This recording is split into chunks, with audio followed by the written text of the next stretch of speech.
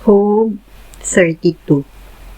Ang tulo ka tawo wala na motubag kang Job, kay miinsister man gayud siya nga dili siya sad-an. Apan si Elihu wala gayud makapugong siyang kasuko, kay wala man mo angkon si Job sa iyang sala, ug ang Dios hinuon mo ay iyang gibason. Si Elihu anak ni Barasel, nga kaliwat ni Bus, ug sakop sa banay ni Ram.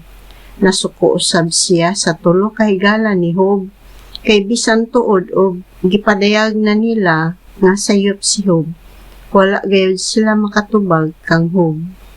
Tungod kay si Elihu man ang kinamanghuran kanila, naghulat siya mahangtod nga mahuman sila sulti.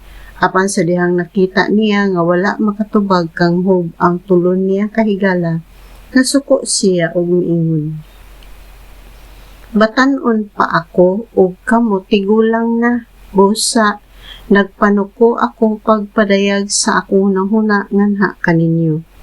Nakaingon ako nga kamo ang angay nga musulti ug magpaambit sa inyong kaalam kay kamo tigulang na man.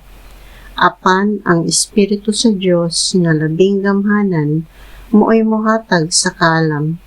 Dili ang pagkatigulang mooy makahimong maalamon sa tao o ang edad pag-ila sa matalim. Busa karon pamati kamo kanako kay musulti ako. Mapailubon akong namati kaninyo og naghulat samtang nang ngita kamo sa maalamong mga pulong. Labihan kong pamati kaninyo, apa napakyas kamo.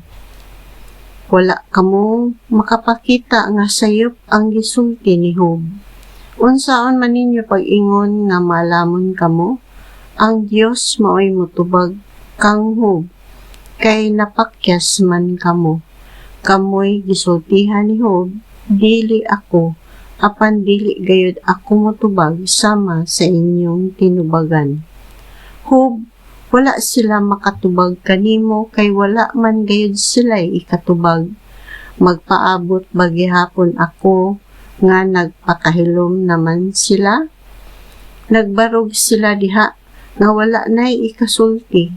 Karon ako na'y mutubag og musulti kanimo sa akong nauna. Dili na gayud ako makapugong pagsulti, kinahanglan mo sulti gayud ako. Kung dili ako pasultihon, mubuto ako sama sa sudlanang panit nga puno sa bag-ong bino. Dili na gayud ako makapugong, kinahanglan mo sulti gayud ako. Wala ako'y dapigan kaninyo, dili ko kamo ulog-ulogan, dili ako mahibalong mo pala-pala, kay silutan gayud ako sa Dios kung buhaton ko kini.